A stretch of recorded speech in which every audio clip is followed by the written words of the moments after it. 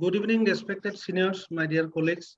First of all, I thank Northeast CSI and all the organizing committee members for giving me the opportunity to present this topic in front of you all. My topic is heart failure with preserved ejection fraction, its diagnosis and management. As we all know that heart failure is a complex clinical syndrome that results from structural and functional impairment of either left ventricular filling or ejection of blood. So although similar clinically, the heart failure with preserved EF is different from reduced ejection fraction in several ways. For example, most of the patients are elderly, 85% of the patients are hypertensive, and female population is more common in this group. And also the structural abnormality like concentric remodeling of left ventricle is more common in preserved ejection fraction. But the coronary artery disease are more commonly seen in heart failure with reduced ejection fraction. Also, the therapies which have been proven mortality and morbidity benefit in randomized control trials has failed to show benefit in patients with heart failure with preserved ejection fraction.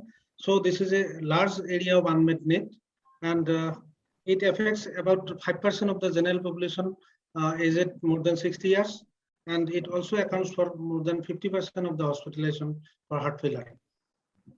Also, the randomized control trials have shown that the mortality of heart failure with preserved ejection fraction is lower than those of reduced ejection fraction. But the epidemiology studies have shown that heart failure with preserved EF have got a devastating 5-year mortality of approximately 60% and costly morbidity in terms of 6 months hospitalization rate of about 50%.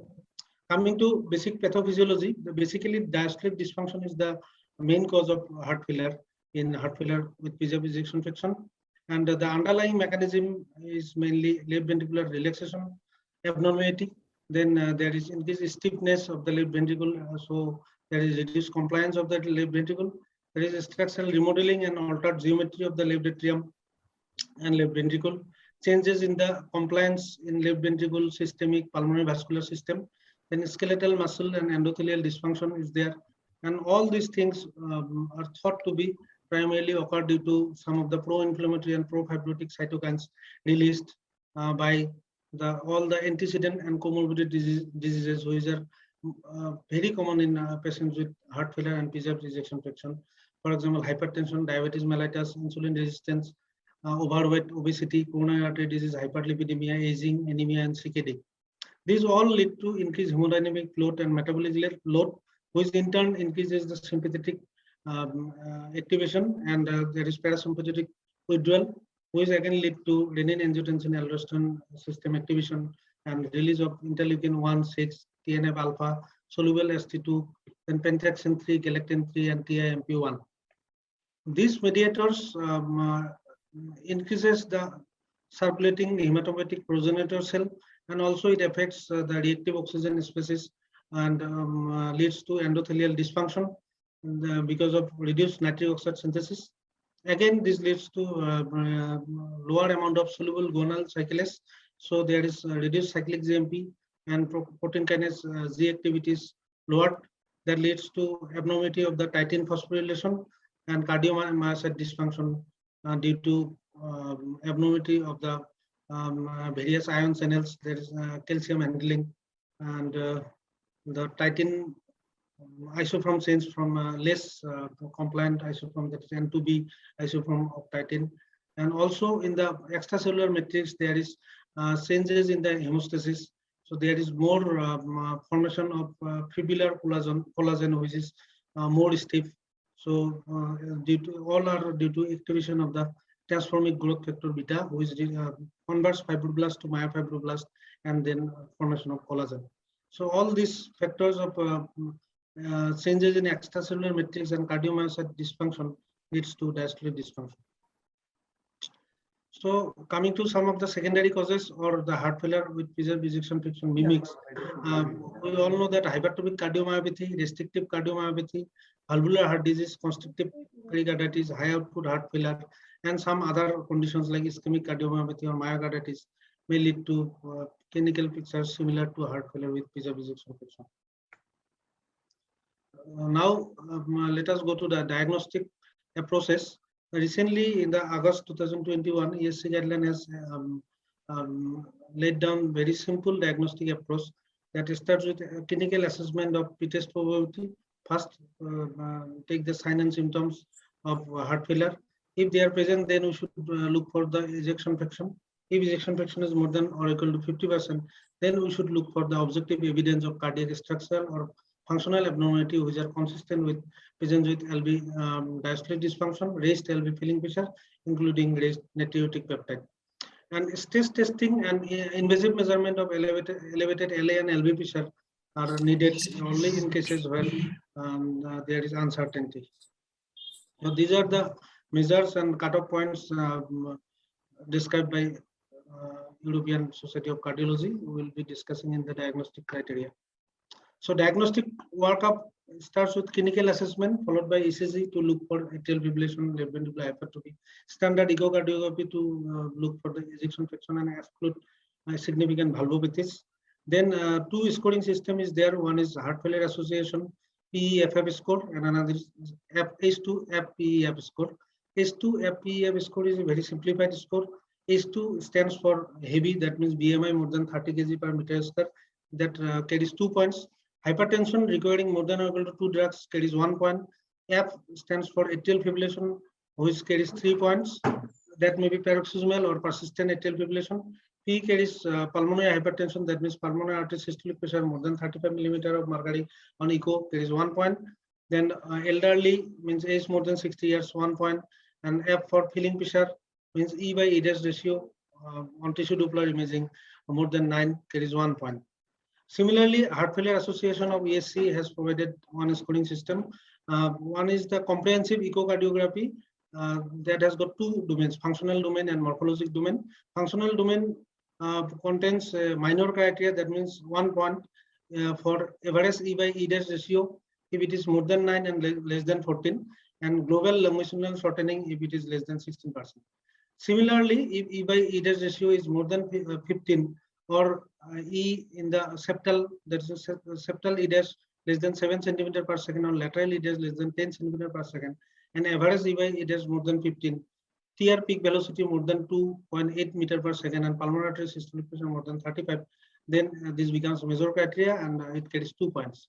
Similarly, anti-pro-BNP criteria, major criteria is 2 points if anti-pro-BNP is more than 220 for sinus rhythm patients and more than 660 for atrial fibrillation.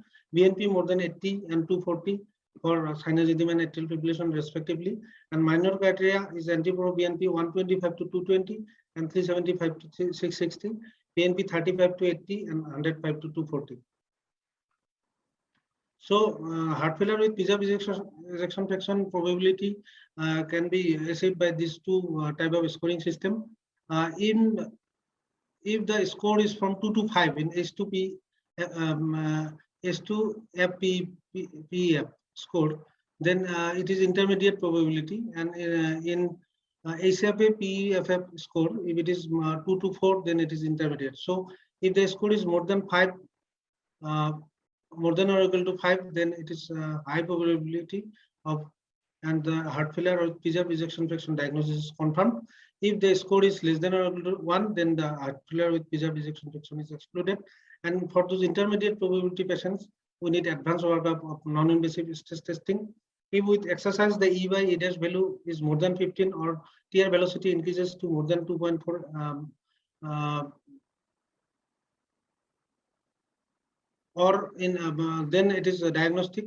Or if invasively we can see the left ventricular end-diastolic pressure of more than 16 or pulmonary capillary wedge pressure of more than 15, and with exercise if it is more than 25, then the diagnosis is confirmed. After confirmation of the diagnosis, if we suspect some secondary heart failure, secondary causes, we should advise some more investigations like cardiac MRI, cardiac biopsy, CT scan, etc. So coming to management, none of the large randomized control trials conducted so far has achieved their primary endpoint. This include PEF-CSF for peendophile, charm preserve for candesartan, ipreserve for irbesartan, topcat for spironolactone, dic preserve for digoxin, and paragon SF trials sacubitril valsartan. Although hospitalization for heart failure was reduced by candesartan and spironolactone, but as the studies could not receive primary endpoints. So these are already only hypothesis generating findings only.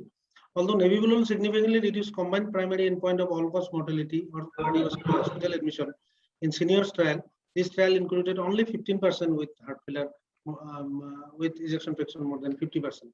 Trials targeting the nitric oxide cyclic guanosine monophosphate pathway have also failed to improve exercise capacity, quality of life in this group of patients. For example, NEAT HFpEF for isosorbate mononitrate. Then inhaled organic nitrate was used by INDI HFpEF. Then Viriciguat was used by Vitality HFpEF, and capacity heart failure vis-a-vis used Praliciguat. So all these trials failed.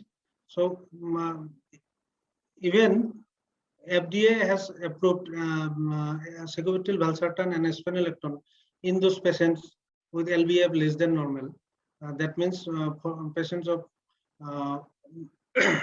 mildly reduced EF or PSAP ejection fraction patients, because this is based on the subgroup analysis from Paragon HF study, which showed a reduction in heart failure hospitalization in those with EF less than 57%, and also meta-analysis of Paradigm heart failure and Paragon HF studies showing reduction of CV death and hospitalization in those patients with EF below normal range.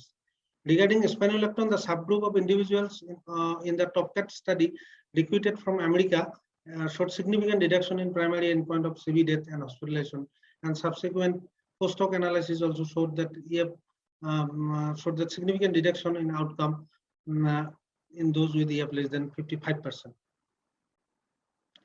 So coming to this is the latest trial published in 27th August in NEJM. This is the Emperor PSAP trial. They have total number of patients enrolled were 5,988. They've randomized in a 1:1 fashion to either empagliflozin 10 mg or missing placebo. And the trial was stratified according to the geographic area, diabetes status, eGFR, and LV ejection fraction of either less than 50 or more than 50%. Duration of follow-up was 26.2 months median. Mean age of the patient was 72 years and 45% were female. Inclusion criteria was all the adults more than 18 years with chronic heart failure, NYC class 2 or more. PSAP ejection fraction was defined as more than 40%. Then anti-proBNP more than 300 and 900 in sinus rhythm or AF respectively.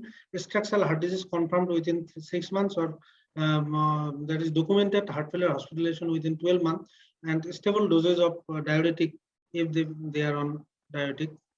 And the patients with acute coronary syndrome, stroke, transient ischemic attack within 90 days, then listed for heart transplantation or heart transplantation recipient, acute decompensated heart failure, systolic BP more than 180 or less than 100, liver or kidney disease, eGFR less than 20, and current or prior use of sodium glucose co-transporter, that is empagliflozin or other gliflozin, were excluded from the trial. And in the most of the patients had mean LVEF was 54.3%, and 51% had atrial fibrillation, and 49% had type 2 diabetes mellitus. So coming to the result, the primary outcome, that is a composite of cardiovascular death or heart failure hospitalization, was significantly reduced in the Emperor PSAP trial. So there is significant reduction of heart failure hospitalization. It was seen in 8.6% in empagliflozin group versus 11.8% in placebo, and significant reduction of heart failure hospitalization and cardiovascular death. But the cardiovascular death alone was not significantly reduced. And regarding the secondary outcome of the hospitalization, total hospitalization was reduced, and changed in mean eGFR slope per year was reduced significantly. But composite of renal outcome, all-cause mortality, new onset diabetes mellitus showed no difference between the two groups. So SGLT2 inhibition with empagliflozin led to a 21% relative risk reduction in composite of cardiovascular death or hospitalization or heart failure, which is mainly related to 29% lower risk of hospitalization for heart failure with empagliflozin. In contrast with findings in earlier trials of candicertan, spironolactone, and sacubitril valsartan, the results favored empagliflozin with hazard ratio less than 1 for primary outcome in each of the ejection fraction subgroup.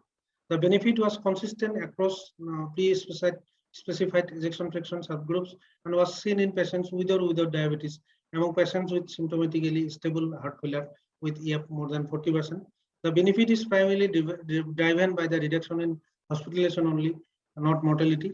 There was also a benefit in eGFR, but not in renal outcome per se. So to summarize, the empagliflozin is the first and only therapy achieving primary endpoint in randomized controlled trial. In the absence of recommendation regarding the disease-modifying therapies, treatment should be aimed at reducing symptoms of peripheral and pulmonary venous congestion with fluid and sodium restriction to less than 2 grams per day, and judicious use of diuretics. Tube diuretics are preferred, although thiazide diuretics can be used as a part of management of hypertension.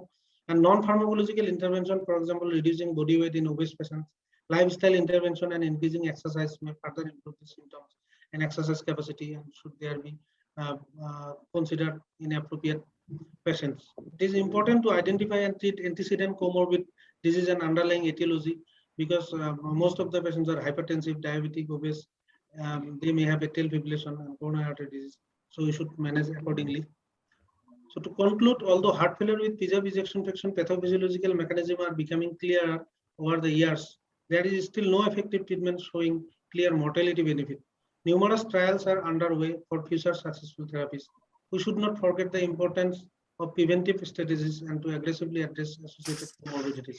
To finish with the words of Samuel Beckett, ever tried, ever failed, no matter, try again, fail better. Thank you. Thank you.